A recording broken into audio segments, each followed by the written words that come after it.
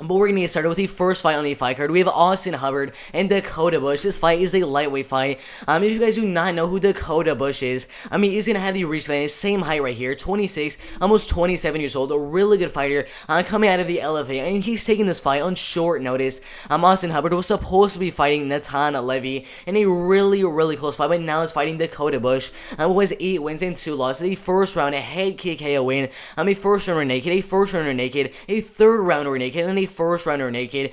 You might look at this and see 4 first round, and third round rear naked submissions. You gotta think he's a really good grappler, something like that. To be honest, he's not really the best grappler. He's just getting, in some pretty good positions in his fights. Allowing him to get those rear naked choke submissions. But in this fight with Austin Hubbard, I really doubt he's gonna get Austin Hubbard's back and get that submission on Austin Hubbard. Is very unlikely, but his striking is really good. He's gonna have a 2-inch reach advantage over Austin Hubbard in the fight. Coming off an amazing 1 minute first knockout win over Austin Clem. Has a couple other knockouts on his record. 2 knockout wins, 2 decision wins, and 4 submission wins.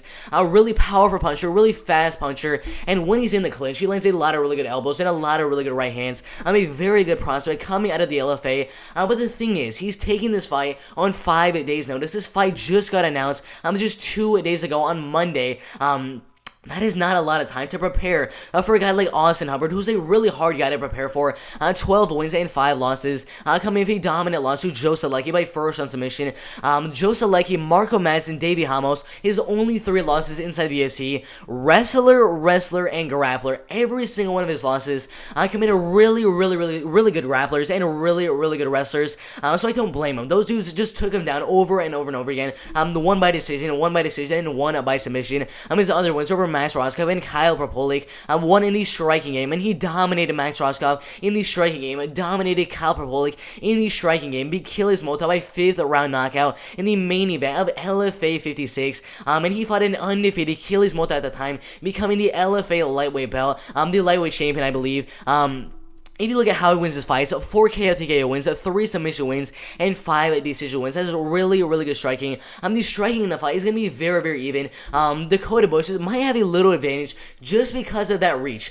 He is going to have a 2-inch reach advantage. He's a very powerful and very fast striker. Has really good head movement. So in the striking game, it's going to be very even. But Austin Hubbard has so much experience with really good wrestlers, and like Joe Selecki, like Marco Madsen, like Davey Ramos, like Max Roscoff. All these are really good wrestlers, and they're going for takedown after takedown, and he's done very good against them. He's gotten a lot of experience, and he's a very good wrestler. So in this fight, I actually expect Austin Hubbard to go out there and make his fight more of a wrestling based fight. I'm going for takedown after takedown, getting ground and pound, going for some summations.